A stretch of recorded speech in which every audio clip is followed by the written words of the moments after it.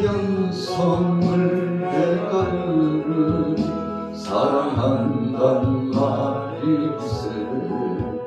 있는 마음으로 죽게 가고 나를 용서하소서. 내가 내일 십자가 앞에 더 가까이 가오니 구세주의 흘린 보배 피로써 나를 정케 하소서. 주여 넓으신 은혜 베푸사 나를 받아주시고 나의 품은 뜻 주의 뜻같이 되게 하여 주소서. 내가 내일 십자가 앞에 더 가까이 가오니 구세주의 흘린 보배 피로써 나를 정케 하소서. 주의 보좌로 나아갈 때에 어찌하니 기쁠까. 주의 얼굴을 항상 배우니 더욱 친근합니다. 내가 내일 십자가 앞에 더 가까이 가오니 구세주의 흘린 보배 피로써 나를 정케 하소서. 우리 구주의 넓은 사랑 증량할 자 없으며 주가 주시는 참된 기쁨도 헤아릴 수 없도다. 내가 내일 십자가 앞에 더 가까이 가오니 구세주의 흘린 보배 피로써 나를 정케 하소서.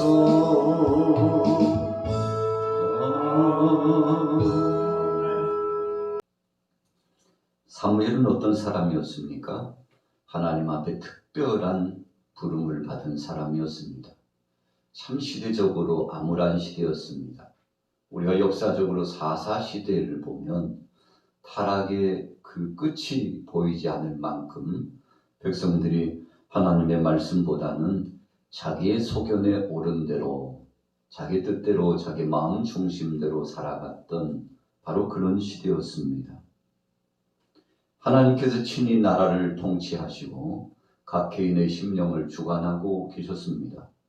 하나님의 말씀을 통해서 사사들에게 전해지고 사사는 그 하나님의 뜻을 나아가서 전했죠.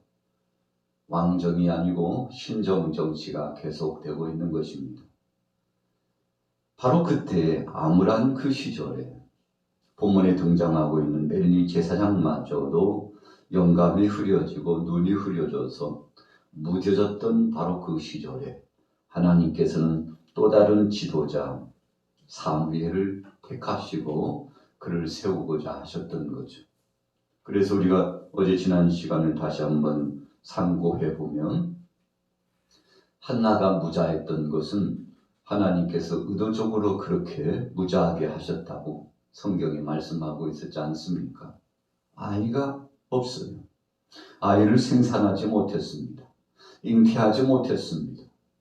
여느 여인들은 다 하나님께서 그들에게 아이를 낳을 수 있는 태문을 열어주셨는데 하나님께서 한나의 그 몸의 태를 닫고서 열지 않으시는 겁니다. 하나님의 섭리 가운데 의도적인 하나님의 뜻이 있으셨다고 말씀했습니다. 본인 나의 격동함 때문에 끊임없는 한나를 향한 놀림과 그리고 한나를 공격하는 그 자세 때문에 적지 않게 속상했죠. 그러나 그런 문제를 안고서 사람 앞에 찾아가거나 또 하나님 앞에 원망하거나 그러지 않고 제단에 나가서 하나님 앞에 기도함으로 해결받기를 소원했습니다. 그래서 오죽했으면 그가 서원 기도를 하죠. 하나님 저에게 아들을 주신다면 나시린으로서 독주를 입에 대지 않고 한평생 하나님을 섬기며 살아갈 수 있도록 하나님의 아들로서 올려드리겠다고 서원을 하는데 하나님께서 그 서원을 응답하여 주셨죠. 자, 무슨 서원입니까?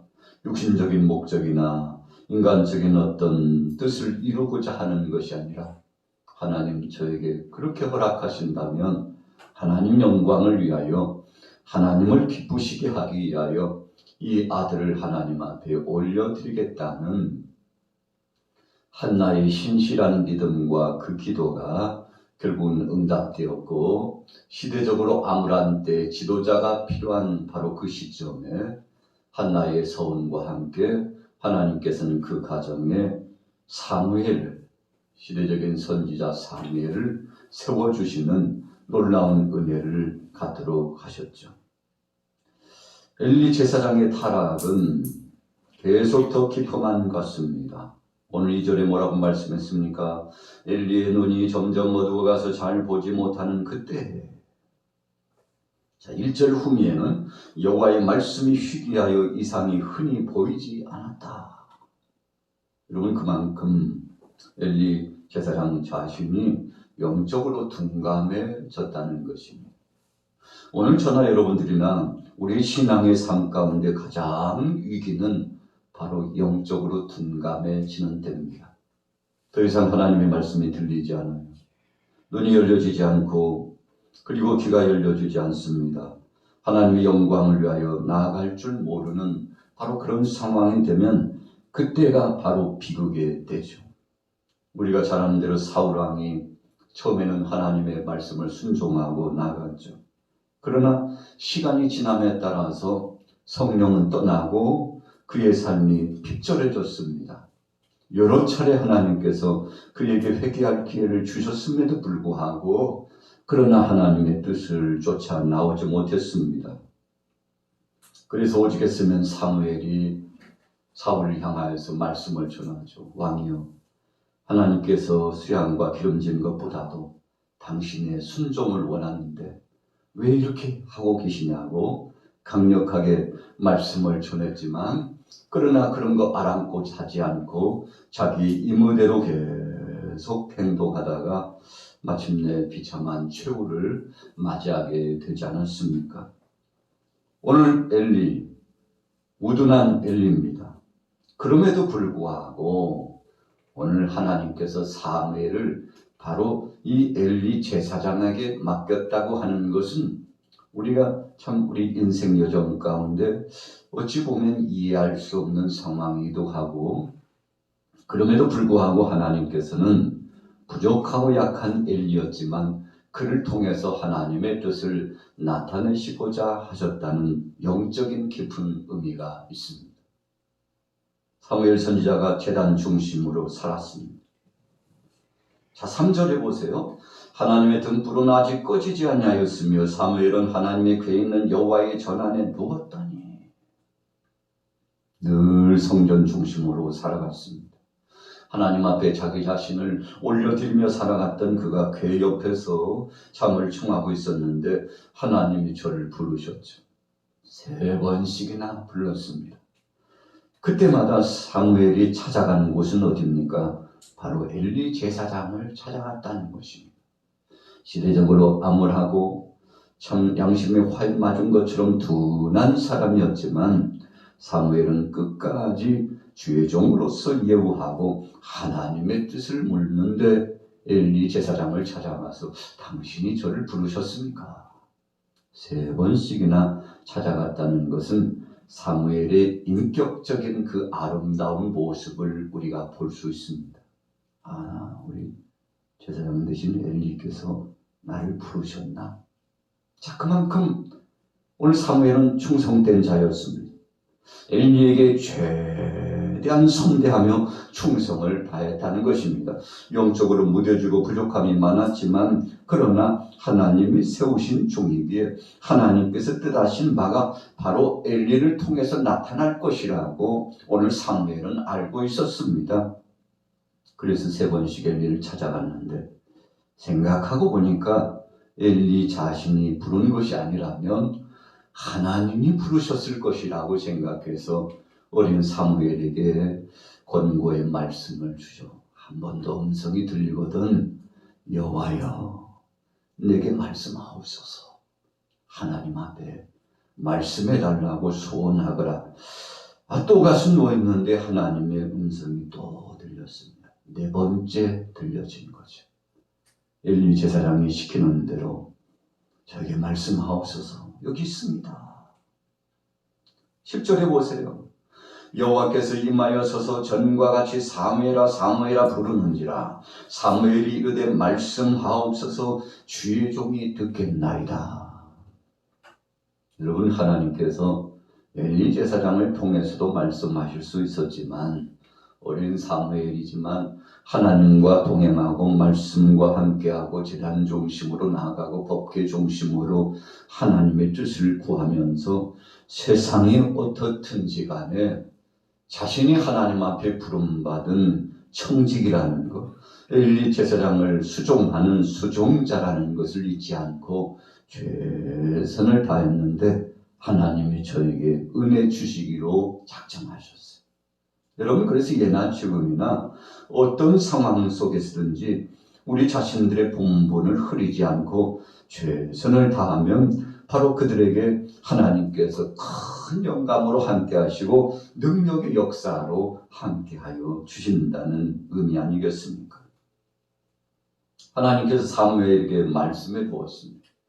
과연 이 하나님의 말씀을 저가 감당할 수 있었을까? 상당히 어린 나이였을 것으로 보여집니다. 그러나 하나님께서 저에게 말씀을 주실 때 사람에게 시험을 주실 때 감당할 시험밖에는 주신 적이 없다고 저로 하여금 감당할 만한 은혜를 허락하셨는데 그 말씀이 참 기가 막혀요. 엘리 제사장의 가문이 앞으로 어떻게 될 것인가에 대한 심판에 대한 예언의 말씀을 주셨습니다. 놀라운 거죠. 감당할 길 없는 말씀입니다. 두려웠습니다. 하나님이 주신 말씀 가운데 특징적인 것이 있어요. 자, 14절에 보세요. 그러므로 내가 엘리의 집에 대하여 맹세하기를 엘리의 집의 죄악은 제물로나 예물로나 영원히 속죄함을 받지 못하리라 하였노라 하셨더라. 자, 이게 무슨 말씀입니까? 제물을 가지고 가도 예물을 가지고 가도 하나님께서 용서하지 않으시겠다는 말씀인데 무슨 의미가 있습니까? 자, 하나님은 엘리 제사장 가정에 대해서 정말 하나님 앞에 진심으로 중심에 회개하기를 원하고 계셨다는 것입니다. 여러분 그래서 하나님은 사울 왕에게도 말씀한 바와 같이 어떤 재물보다도 이전에 그 마음의 본심이 중심이 하나님 앞에서 온전한 모습으로 나오기를 원하고 계셨죠. 그래서 예수님께서도 너희가 제단 앞에 나와서 예물을 드리다가 혹시라도 형제간에 이웃간에 막히는 것이 있다면 즉시 화해하고 와서 다시 제물을 하나님 앞에 올려라. 자, 오늘 14절 말씀은 의미심장한 말씀입니다. 진심으로 하나님 앞에 나와 회개하지 않으면 제물이나 예물 그런 표면적 형식적인 것은 아무 의미가 없다는 것입니다. 오늘 사무엘에게 있어서 영적인 쇼크가 될 만한 큰 말씀을 받았죠. 두려웠습니다. 엘리 제사장에 보니까 사무엘이 예전과 같지 않아요. 하나님께서 뭐라고 말씀하시더냐? 내게 절대 숨기지 말고 소상하게 다 이야기하라. 참 엘리가 마지막까지 하나님의 뜻을 알고자 했죠. 사무엘을 통해서 나타내 주신 하나님의 뜻을 알기를 원했습니다. 어린 사무엘이 그 모든 이상을 하나님께로부터 받은 말씀을 소상하게 전해 주었습니다. 어리지만 선지자적인 사명을 감당한 것입니다. 18절에 보세요. 사무엘이 그것을 그에게 자세히 말하고 조금도 숨기지 아니하니 그가 이르되 이는 여호와의 신이 선하신 대로 하실 것이니라. 하나님께서 친히 뜻하신 대로 하실 것이라는 사실을 순복하며 받들었습니다. 자, 심판도 하나님께로, 복도 하나님께로. 우리가 욥의 신앙을 보면 참 세상 사람들이 이해할 수 없는 환난과 풍파와 자신 안에 드리워진 이 어두운 세력의 역사가 참 만만치 않았죠. 주의 모든 것들이 사라졌습니다. 자신의 아내도 심지어는 온몸은 역창이 나가지고 기와장으로 몸의 부스럼을 긁지 않으면 가려워서 견딜 수 없을 만큼 통증이 찾아왔죠. 그때 그는 사람들이 폄하시키고 질타하고 네가 얼마나 큰 죄를 범했으면 하나님께서 이렇게 심판하시겠느냐고 사랑하는 친구들마저도 적대한 관계에서 섰을 때 참 외롭고 쓸쓸하지 않습니까? 그러나 그때 그가 위대한 선언을 했죠. 주신 분도 여호와시오 취하여 가신 분도 여호와시오니 여호와께서 찬송을 받으시올지어다. 무슨 의미입니까? 하나님이 복을 주셨으니 하나님이 화도 주시려고 했다면 내가 그 화도 감당해야지. 여러분 위대한 선언입니다. 어떻게 되었습니까? 그의 늙은력에 하나님께서 복을 주셨습니다. 그러나 오늘 본문의 엘리는 하나님 앞에 자복하며 회개했다는 말씀이 없잖아요. 하나님이 선히 알아서 하시겠지 뭐 이 정도로 그냥 생각하고 마쳤어요. 여러분 그래서 신앙인들은 오늘 저와 여러분들은 천번 만번 그래서 제가 오죽했으면 신앙인에게 있어서 회개는 꽃과 같은 것이다. 여러분 열매가 맺히려면 꽃이 피어야 돼요. 그래서 하나님 앞에 다 내려놓고 자신의 죄를 자백하고 때로는 식음을 전폐하면서 하나님 내 죄를 용서하옵소서. 어제 회개했지만 오늘은 우리도 또 회개를 합니다. 직전에 회개했지만 또 당하는 현 시간의 진행형격으로 하나님 앞에 또 회개를 합니다. 왜 그렇나요? 우리는 늘 범죄할 가능성이 있기 때문에 그런 것입니다. 주께서는 이 회개를 통해서 친히 우리의 마음의 중심을 받으시고 그래서 성별되고 깨끗하게 된 우리 심령 안에 복을 주시고 응답을 주시기 때문이죠. 자, 사무엘 순수한 사람이었습니다. 그대로 액면 그 말씀 그대로 전하여 주었습니다. 19절에 보세요. 사무엘이 자라매 여호와께서 그와 함께 계셔서 그의 말이 하나도 땅에 떨어지지 않게 하시니 대언자로서의 역할을 잘 감당하게 하셨다는 뜻이고 또 한 가지는 하나님께서 그가 구하는 모든 것은 다 응답해 주셨다는 영적인 의미 두 가지가 있습니다. 참 복된 사람이죠.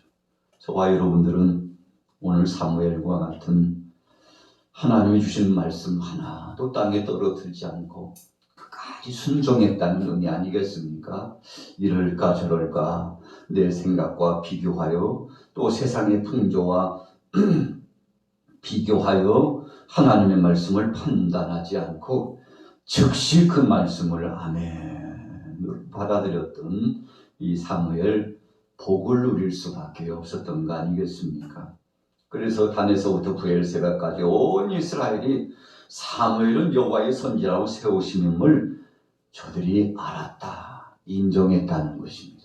첫째는 하나님의 영광을 받으셨고 그 영적인 권위가 천하를 호령했다는 것이며 또 한 가지는 하나님께서 능력으로 저와 함께 했다는 것입니다. 자, 결론입니다. 21절에 보세요. 여호와께서 실로에서 다시 나타나시되 여호와께서 실로에서 여호와의 말씀으로 사무엘에게 자기를 나타내시니라. 실로는 어떤 곳입니까? 제단이 있는 곳입니다. 거기서 하나님이 함께 하셨습니다. 우리가 예배당 중심, 구약에서는 성전 중심, 또 지금 이 시대는 성령의 역사 가운데 마음을 다하고 뜻을 다하는 모든 믿음의 사람들과 함께 하시는데 여러분 세상에 참 요즘 보면 별의별 일들이 많이 나타나잖아요. 그러나 우리 신앙인들은 그 세상의 소리에는 좀 둔감할 필요가 있습니다. 하나님의 말씀에는 민감해야 합니다. 세상의 소리에 둔감할 필요가 있다는 것은 세상의 소리 중심이 아니라고 끊임없이 우리 자신을 성찰하고 하나님 말씀 중심으로 무릎을 꿇고 주하려 기도하며 주님의 생명된 말씀을 묵상하고 그 뜻대로 살고자 하는 것이죠. 그러면 하나님이 책임져 주셨다는 것입니다.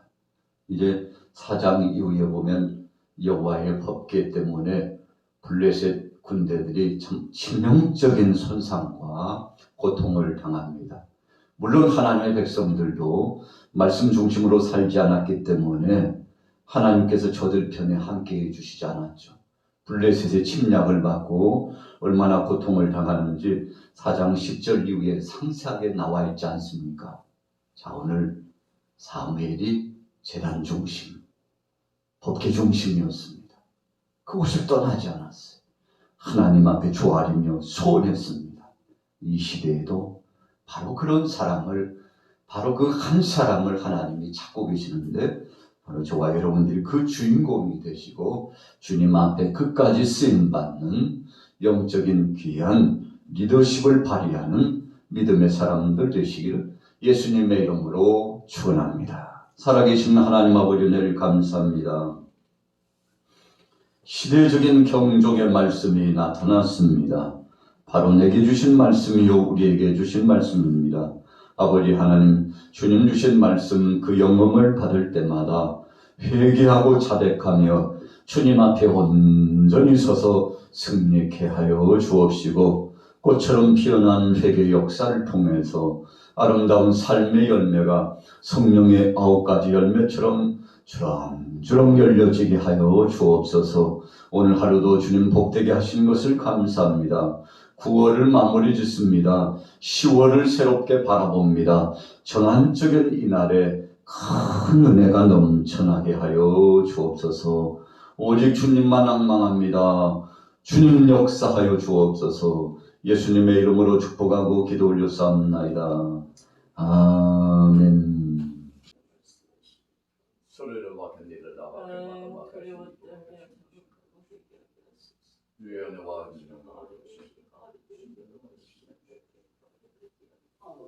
영으로 같은 데다 바바 계신 서로로 같은 마음과 계신 데다가 맡깁니다. 맡기시는 일을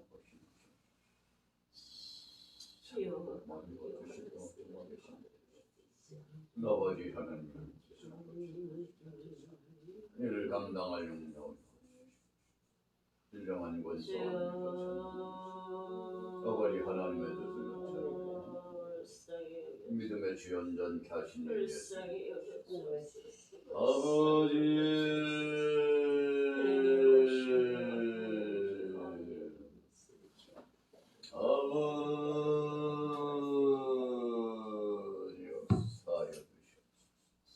아버지 하나님 맡은 일을 맡은 일을 맡으신 일을 맡으신 소리를 만나려라 맡은 일을 맡으신 일을 내가 맡은 일을 맡은 일을 맡으신 내가 맡은 일을 맡으신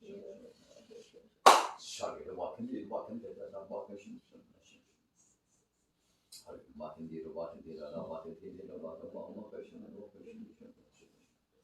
수리로 같은 마음 맡은 일을 맡은 일을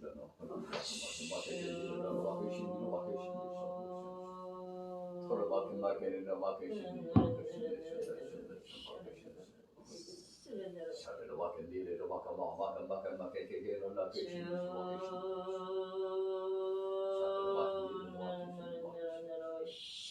너희 아버지 하나님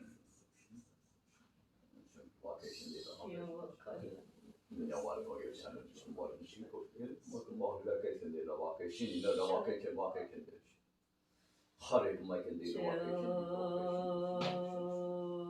소리를 맡은 일을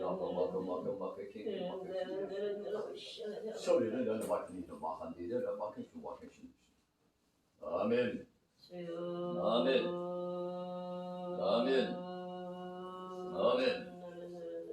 아멘.